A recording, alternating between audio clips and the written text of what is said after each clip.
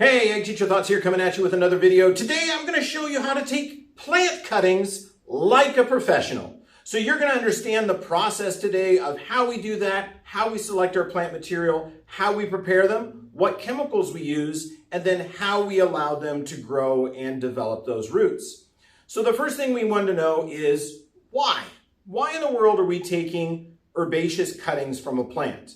So the reason we would take a cutting from a plant is cuttings are an exact genetic clone of the parent plant. Okay, so there's no genetic difference. If you were to take seeds from a plant, those are going to have mixed genetics from the parent plant and a donor plant. So whichever one where the female ovary is, and then a donor plant, or some are self-fertile. When you take a cutting, it's an exact replica. When you use a seed, it can be different. So the reason we make sure that we use herbaceous cuttings in the greenhouse and nursery industry is it ensures for us a consistent product. So we know that when we take that cutting and we put it in that soil, when it grows up to be an adult plant, it's going to look exactly like the parent plant that we took it from. There's not going to be any differences in height, color, foliage, texture. All of that's going to be the exact same. So the other reason that we take cuttings is cuttings are quicker. So today we're going to work specifically with petunias. And if you saw a petunia seed, it's half the size or even a third of the size of a poppy seed. They're very, very, very small. And to get that seed that you plant up to about 3 inches, which is about the size of the cuttings that we're going to take today, that process actually takes a couple of months. So about 2 months or so to get from a seed to about a 3-inch plant. So cuttings are quicker. They also allow us to replicate very specific genetics, and it's just generally something that the industry does when they have material that is registered and trademarked, or it's patented, or it's a specific color that they're looking for. Okay, so I'm going to bring you in a little bit closer and we'll go ahead and look at things on the table and we'll move from there. So let's cover a few of the tools that we're going to be using today. So the most important thing that we have is we have to have our plant material. So I selected this earlier this morning. I put it in a Ziploc bag. You want to take your cuttings in the morning because that's when the plant's going to have the most moisture in it and they're going to be the most resilient. So I took those cuttings early this morning. I added a little bit of water to the bag to make sure that the humidity was at 100% and my plants weren't going to dry out at all. To do that, we're going to be using some bud trimmers. These are from Hydra Farm. You can find those on Amazon. They work really good for me. You put the little pinky in there and they actuate real well. And I like the real small tips because it allows me to get in between the leaves and nodes. The next thing we'll need to do, you will be wanting to wear gloves for this process because we are going to be using some chemicals. Rooting hormones, I have not been able to locate exactly what it is that rooting hormones do to your skin, whether it's a cancer risk or a toxicity risk or messes with your own hormones. I can't seem to find that online. But all of them recommend to definitely wear gloves to avoid chemical sensitivity. We are going to be using Dip and Grow today. This is a liquid rooting hormone, and I highly recommend liquid rooting hormones over rooting powders because with this, we can adjust the concentration. A powdered rooting hormone, you're stuck with the concentration that comes out of the container itself. I also find that I have greater success with this and less chance of burning the cuttings than I do with a rooting powder. Okay, last thing is it comes with a measuring cup, allows us to set our concentration. And then the other thing that of course we need is a plug tray full of pre-moistened potting soil. So you do want to make sure that you wet this prior to use and that it is wetted thoroughly. Generally what I do is I set these in a container of water, just a large like a mud tray for shoes. You can buy those at farm stores. And they're a shallow dish about 1.75 inches. I fill it up with water. I set my dry potting media in my plug tray in it, and it soaks up and wicks from the bottom. And it takes about half hour or so for that process to be complete. So we do want to make sure that that is fully moistened. The last thing we'll need is a humidity dome. So this will actually go over the top of our plug tray, and that keeps our humidity up and makes sure that our cuttings do not dry out. Because with this, you're basically removing the way that it gets water out of the soil, which is the roots, and you're replacing it with just the very tip of the stem, like you have roses in a vase. And as most of you have kind of experienced, cut flowers, they don't last a really long time because it's really hard for them to draw that moisture up. If you covered them with some humidity protecting equipment like a humididome, they would last longer than just out to the air. So we do want to put a humidity dome on them. All right, let's look at our plant material that we have today. So there is going to be that question when you go out to your plant is, where in the world do I take my cuttings from? So this is late season growth from one of my petunias out in my yard. This is actually the 2-year-old petunia, the one that did survive the winter. And with this, we are going to take what's called a tip cutting. So as I was preparing to come to my work site today, I went out with a pair of clippers and I clipped some long branches. Just real quick, giving it kind of a structured trim.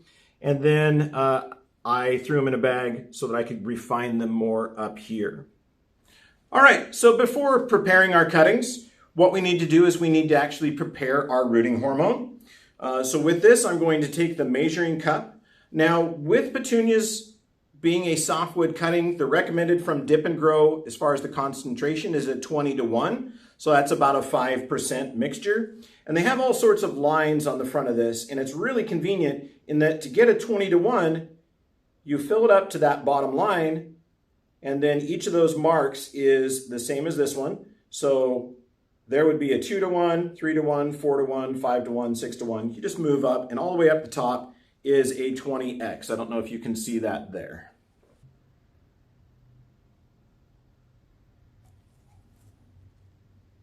So we're going to go ahead and open our container. This is something that I have used multiple times before. And we're going to go ahead and put it to the 20:1 mark. So that's about that much liquid.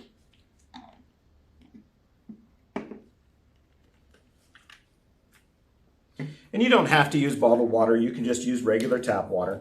Never had a problem with using anything else. It's just, this is convenient. This is what I've got here. So we're going to go ahead and fill this all the way up to the 20 mark.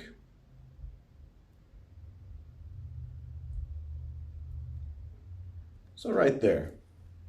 So that is our rooting hormone that's been prepared. So what we're going to do when we're ready is we'll just dip our cuttings in there. You hold them 3 to 5 seconds, take them out, and then stick them in the potting media.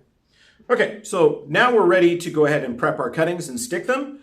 This process goes fairly quick, and you want to make sure that you are going quick so that your cuttings don't dry out and that your rooting hormone stays fresh. So let me get you down here where you can see what we're doing, and we'll start. And I'm going to walk you through this. And I'm going to walk you through this process fairly quickly. So we're going to take some plant material. I took these this morning from my garden. I went out first thing in the morning when they're still full of moisture, and I cut my branches really long, although we're going to take what's known as a tip cutting off of that. So we're going to only use this very end of that. So let's come in here, and with our tip cutting, we only really want to use 3 nodes, and a node is everywhere where there's leaves or a bud that comes off. So there's a straight section of stem, and then there's where the leaves come out, straight section of stem, leaves, and a bud came out. So each one of those is a node, and we want to make sure that we have at least 3 of those that we're working with. Now, you can take a little bit longer cutting if you need some longer length there because your internodal length is short, but in this case, I think we're going to be fine with coming in and taking 3 nodes because we've got a branch up here that we're going to take advantage of. So on this one, I'm going to come in and I'm going to take a cutting right there. Now, we don't need any blossoms on these. The blossoms will actually slow down the process. So I'm going to come in and remove those because I don't want those in there. And actually, We have multiple cuttings here. Let's cut this off. There is another branch there. This is another cutting that we can use. We'll use this one as an example for right now. So you can see that there are a couple of nodes there. There's a branch where there was a blossom. When you stick a cutting in the ground, you want to make sure that you're removing the leaves, because we don't want leaves underground. They're just going to rot. So we're going to leave a stem, and this one has 2 nodes, and we're going to go ahead and use this as a cutting. So I'm going to go ahead and put that in the rooting hormone. 1, 2, 3, 4, 5. Okay? And that's long enough. And then I'm going to take that to my tray, and I'm going to gently push that into the soil, making sure that the nodes do go under the soil surface. Okay, with this, there are no more branches that I can take advantage of, so I will go ahead and discard that. We're going to come in with this one, and we're going to clean it up. We're going to remove that branch there. And I'm going to make this cutting just a little bit smaller, and I'm removing any of the buds that I do not need. So the buds and the blossoms and the leaves, all of that can come off. And this is not going to form a very good cutting, but I have limited material, so we're going to try it anyway. Okay, so there's 2 nodes there. We're going to go ahead and try this one. This one may not work out very well. 1, 2, 3, 4, 5. Okay, and then I put that in our potting media by gently pressing down. For those of you asking, this is a non-patented variety. So those of you that are seeing me take cuttings and say, oh my gosh, he's taking cuttings, it's patented material. This is not. These were actually seeds. So this was non-patented seed material that I had. Again, this is the 2-year-old plant. That other one was a discard. It didn't have anything viable for me to use. Here's my next cutting. So I've got 1, 2, 3 nodes. I'm going to remove any spent flower blossoms or any flower buds that are up and coming. Make sure they're out of the way. So those are gone. And I'm going to come in here and I'm going to trim the leaves away from the stem, making sure I expose 1 node. You can see the node is right there. Okay, that one's ready to be put in as a cutting. 1, 2, 3, 4, 5. We're going to push that into the soil surface. Okay, so that's the basic cuttings. So I'm going to do this, try to get an up close for you and do this a little bit quicker so that you can see the process. But basically it just repeats over and over. And the quicker you go, the more cuttings you can take, and then the happier you will be in the end. So let me zoom this in so you can see real close, and we'll go from there. Okay, let's see if we can get this done. So I'm going to look in here at this cutting. Yeah, there's no bud there. I'm not going to use that one. I'm going to come in here. We're going to take a tip cutting again. So I'm selecting 1, 2, 3. I'm going to kind of count that as the 3. I'm going to try to keep my cuttings about the same size. Okay. Then I'm going to look in here. If there's any flower buds, I'm going to remove those. So that's a flower bud. That's going to come off. That is a spent blossom. That's going to come off. The rest of these should be okay. Then I'm going to come in here with my bud trimmers. I'm going to remove any of the lower leaves that are in the way. These are going to be in the way so they can come off. And we'll put 2 nodes in the ground on this one. Okay. All right. Trimming that excess tissue. Okay, so I've got my little cutting there. 1, 2, 3, 4, 5. And that goes into our media. Okay, let's do a couple more. And again, I'm only taking tip cuttings, so I'm going to come in here and yeah, it does seem that I'm wasting a lot of plant material, but I have lots that I can access, and I can always take cuttings off of cuttings. So I can come in here where they branched and I can take another cutting, which I can do that on this one here. We'll make a cutting out of that. There's nothing left on this that would be good because that is a flower blossom and not a regular bud. Let's work on this one. Trim off those leaves. This is excess. Okay, That's good enough for cutting. Go ahead and take that. 1, 2, 3, 4, 5.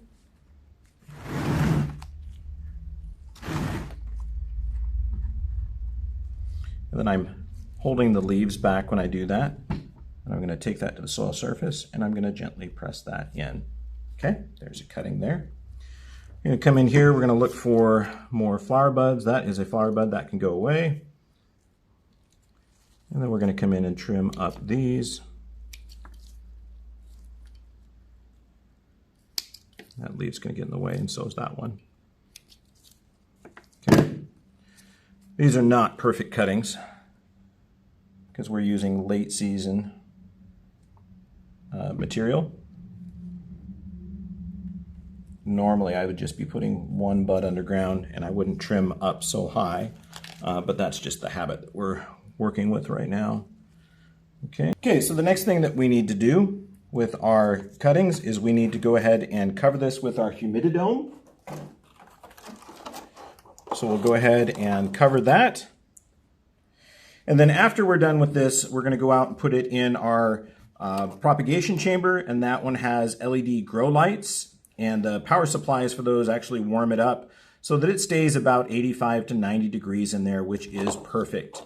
So as time goes on, the moisture is going to come out of that soil and it's going to accumulate on the top of this humididome. And that tells you that that is working and we've got that humidity just right in there. So what you're going to want to do is about once a day, depending on your area for humidity, you're going to go ahead and take the humidity tray or cover off, and you're going to take your flat, and the way I found it works easiest is you're going to actually set that in a shallow container full of water and allow that moisture to wick up from the bottom, and then you can take it out and put it back in your propagation chamber. And when you're wicking that from the bottom, I find that that keeps excess moisture off of the leaves, and then it ensures that you get a good solid soak on the soil so that they can continue to grow.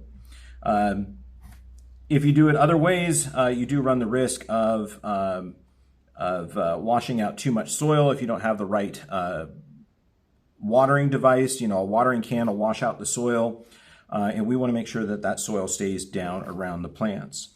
If you are concerned about soil around the base of the plants, you can give it a little push with a finger to push that soil back up against the base of the plants. But generally, it's going to be good enough contact for them that you're not going to have an issue. So there you go. There's how you take cuttings like a professional.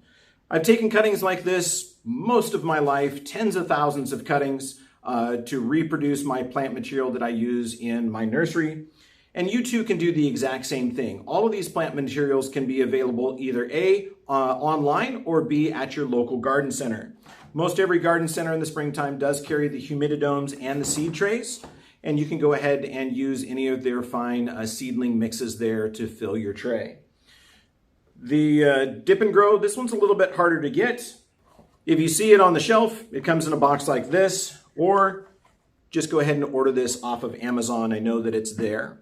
The hand pruners also on Amazon, or if you live in a state that has recreational herbs, that's where you get these too. They use those as bud trimmers.